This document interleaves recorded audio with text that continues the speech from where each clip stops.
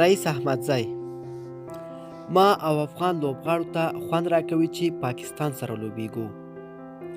ټاکل شوي د 19 کلونو ترمنځ د کرکټ نړیوال جام په دوهم پړاو کې د افغانستان 19 کلنه کرکټ ملي لوبډله د پاکستان 19 کلنې ملي لوبډلې سره لوبې ترسره کړې. که چیرې هر هیواد هغه لوبه وګټي نو د یاد جام دریم پړاو یا نیمه پایلوبې ته به وځي. د افغانستان د 19 کلونو ملي لوبډلې روزونکی رئیس احمدزي له رسنیو سره په خبرو کې وویل چې ما او افغان لوبغاړو ته ډیر خوند راکوي چې پاکستان سره لوبیږو. احمدزي وویل چې افغان 19 کلن ټول لوبغاړي زیات خوښ شول چې په دوهم پړاو کې له پاکستان سره مخ کیږي. د هغه په خبره افغان لوبغاړي د پاکستان سره په لوبه او ماتې ورکولو ډیر خوشحاله کیږي. هغه وویل موږ د پاکستان په وړاندې لوبې ته پوره چمتووالی لرو.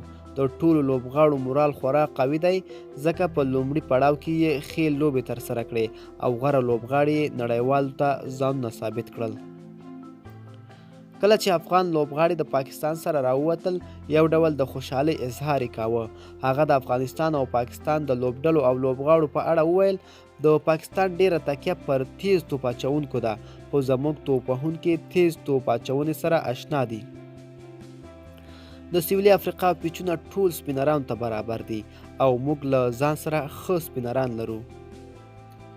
هاخوا بیا د ملي لوبډلې مشر فرحان زاخل ټولو هیوادوالو ته مبارکي وویله چې لوبډله یې دوهم پړاو ته ووتله.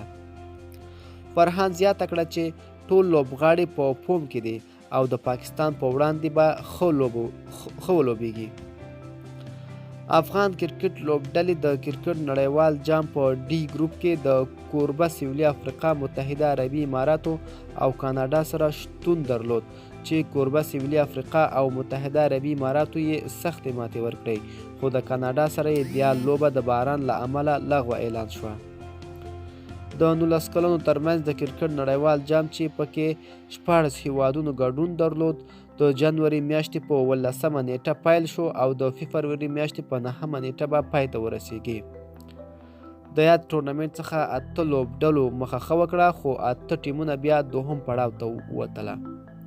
د لا ښکلو ویډیوګانو لپاره افغان ټي وي چینل در سره سبسکرایب کړئ.